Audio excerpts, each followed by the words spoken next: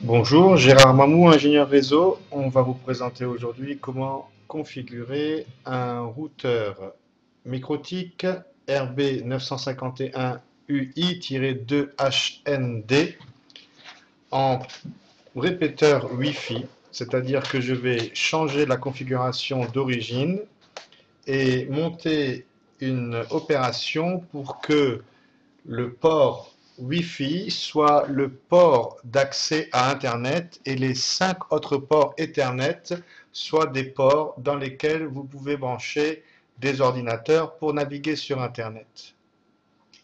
Dans un premier temps, on ouvre l'application Winbox en ayant connecté au préalable le câble de votre ordinateur sur le port ETH01.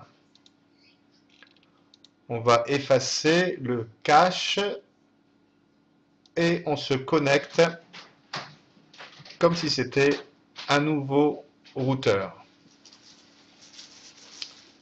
Le programme s'allume et je vais tout de suite supprimer les anciennes configurations en cliquant pour ne pas stocker une quelconque configuration préalable et en ne chargeant pas le prochain coup la configuration par défaut qui n'est pas celle que je retiens.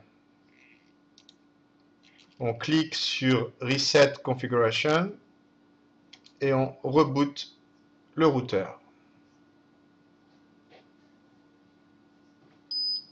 On va perdre la connexion un instant entre Winbox et le routeur. Il s'agira de rallumer le programme Winbox. Un petit bip s'est fait entendre, c'est tout à fait normal. On perd la connexion. Avant de relancer Winbox, on attend quelques instants. Deux petits bips sur le routeur, la LED ETH1 allumée, on peut lancer Winbox.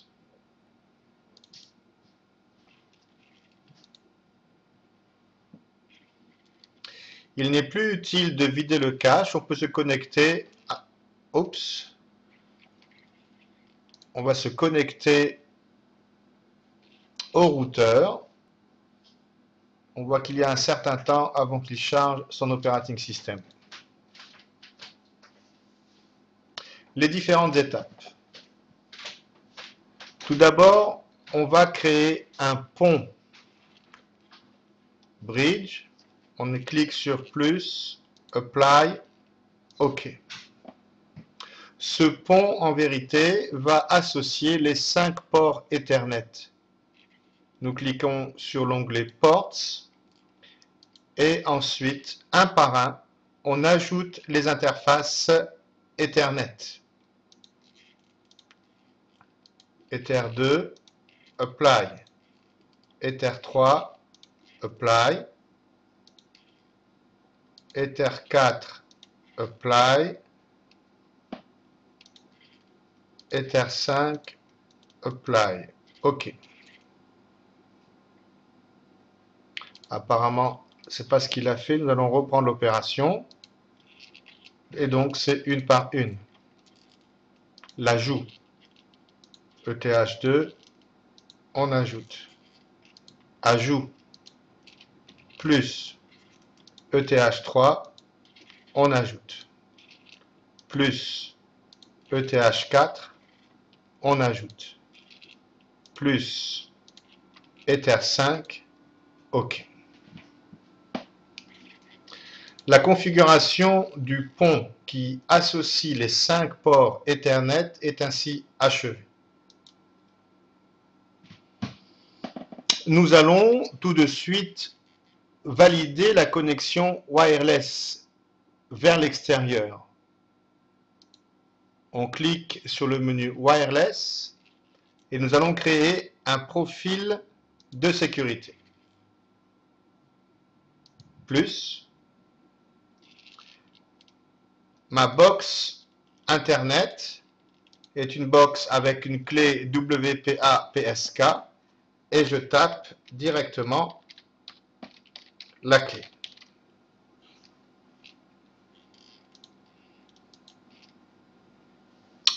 Je reviens sur l'onglet Interface.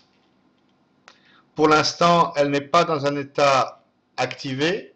Je double-clique dessus et je vérifie que effectivement nous sommes en mode station.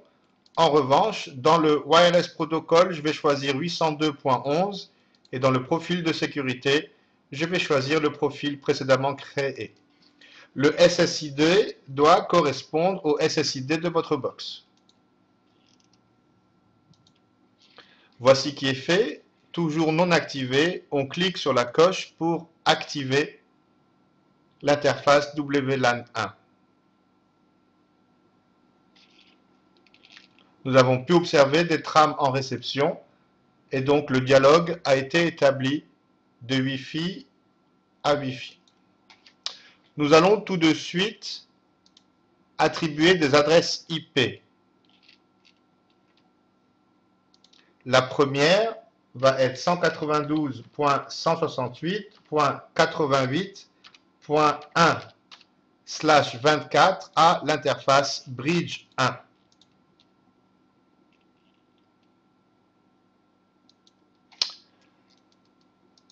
La partie Wi-Fi du routeur obtient son adresse par un client DHCP que nous allons activer tout de suite sur l'interface WLAN 1. Apply OK. La requête se fait immédiatement et nous voyons que la box Internet a attribué une adresse IP à l'interface WLAN 1 du routeur. À présent, nous pouvons utiliser l'outil ping pour, par exemple, se pinguer soi-même du côté de l'interface WLAN 1, mais aussi nous pouvons valider le dialogue over the air en pingant l'adresse IP de la box.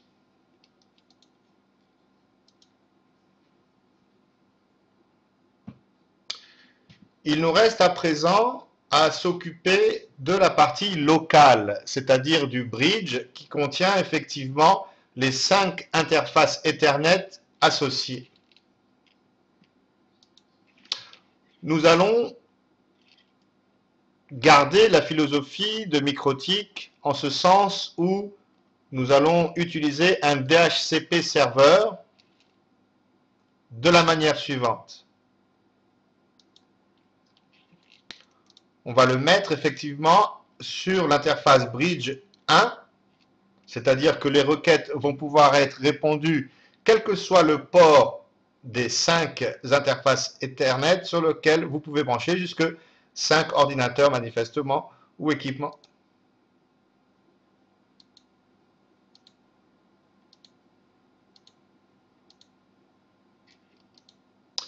Voici le serveur DHCP ainsi configuré et activé.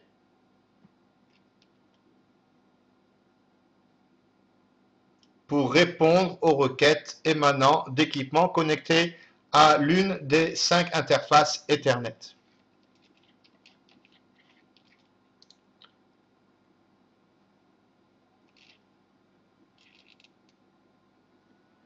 Le routeur s'est déconnecté, c'est normal.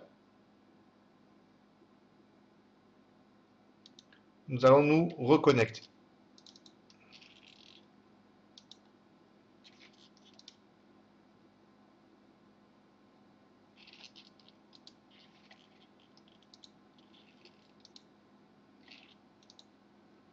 IP DHCP serveur, nous voyons à présent dans l'onglet Lise que notre ordinateur, équipement connecté à l'interface Ethernet 1, a reçu un bail dans le pool 192.168.88.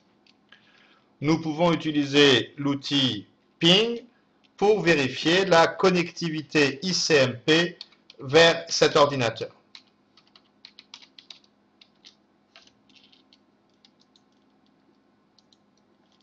Il reste à présent à configurer le transfert des trames de type forward par un masquerading entre bridge 1 et WLAN 1. Ceci se fait par le menu IP sous-menu Firewall. Nous ajoutons une règle de filtrage directement avec le minimum de paramètres à régler pour que ce soit fonctionnel le plus rapidement. Ici, nous donnons l'instruction que tous les paquets qui vont transiter par le routeur en sortant par l'interface WLAN 1 sont effectivement acceptés.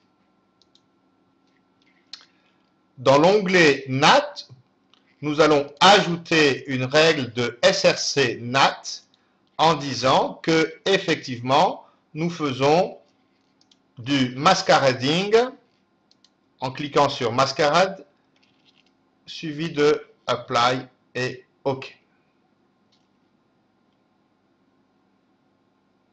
L'opération est ainsi terminée et si nous sommes sur notre PC, nous pouvons effectivement vérifier que nous pingons le fameux DNS de Google 8.8.8.8.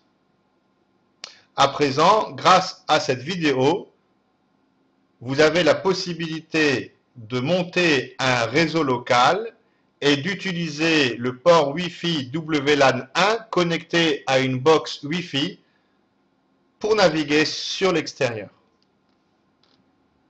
Merci. Pour me joindre, gérard@mamou.net.